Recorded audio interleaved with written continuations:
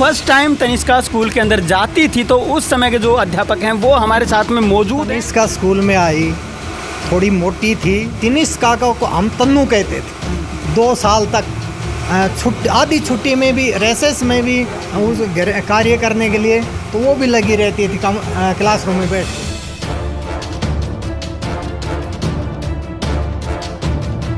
बेटी आज शिखर पर बैठी है और आप उन पलों को याद करते हैं तो कैसा लगता बहुत बहुत खुशी है कि हमारे हाथों की खिलाई हुई बच्ची आज इंडिया में टॉपर है। और वो उसको धमकाते थे तो मेरे आंसू आ जाते थे, इतनी भावुक हो जाती थी।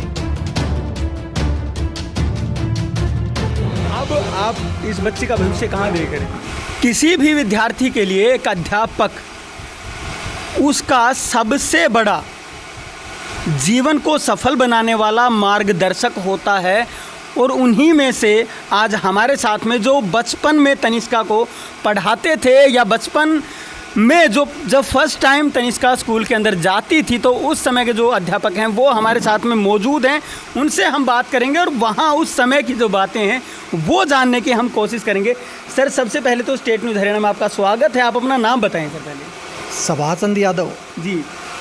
सुभाष चंद्र जी, आप ये बताएं जो भी खट्टे मीठे आपके अनुभव रहे वो कैसे रहे? जब तनिष्का स्कूल में आई, थोड़ी मोटी थी जी, तो इसके पिताजी इसको बहुत खींच के लेते थे।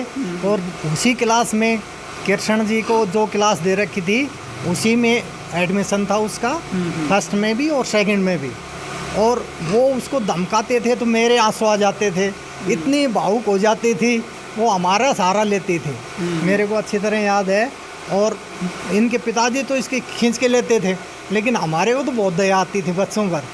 इसलिए इसने 2 साल तक आधी छुट्टी में भी, रेसेस में भी इन्होंने होमवर्क दे दिया इसको उस कार्य करने के लिए तो वो भी लगी रहती थी क्लासरूम में बैठ के। तो बहुत इसके पेरेंट्स ने बहुत खींच के लिया। सरिता मैडम भी कुंजप्राय स्कूल में थी तो वो भी, उसका भी सहयोग मिलता था। और बच्ची को यहाँ भी पढ़ाते थे, स्कूल में भी अच्छी तरह पढ़ाते थे। फिर तीसरी में एंट्री की तो इन्होंने फिर यदुवंशी शिक्षा निकेतन में नारनौल में एडमिशन करवाया और उसने सेकंड में एडमिशन करवाया, फिर 1 क्लास डाउन करके। उसके बाद ये निखरती चली गई। तो आज जब उन पलों को आप याद कर रहे हैं, बेटी आज शिखर पर बैठी है और आप उन पलों को याद करते हैं तो कैसा लगता है? मेरे को बहुत खुशी है, बहुत बहुत खुशी है कि हमारे हाथों की खिलाई हुई बच्ची आज इंडिया में टॉपर है।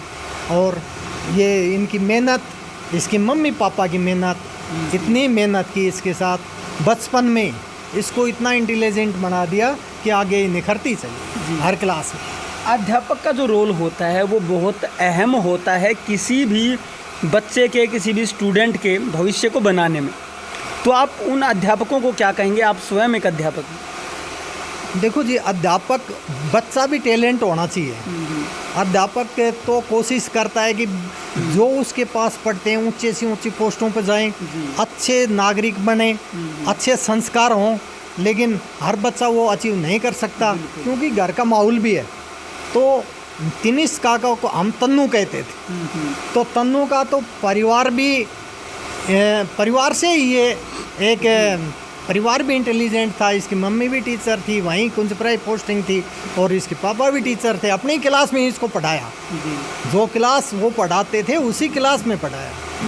तो इनके मम्मी पापा की ज़्यादा इसमें बहुत भारी देन है, इसको बच्चे को आगे तो अब आप इस बच्चे का भविष्य कहाँ देख रहे हैं? मैं तो सोचता हूँ कि ये अभी तो इसका जो व्यू है वो डॉक्टरी का है। तो मैं तो सोचता हूँ बढ़िया अच्छी डॉक्टर बने और देश को सेवा दें और फिर आगे पॉलिटिक्स में भी आएँ और ऊंचे से ऊंचे पदों पर हासिल।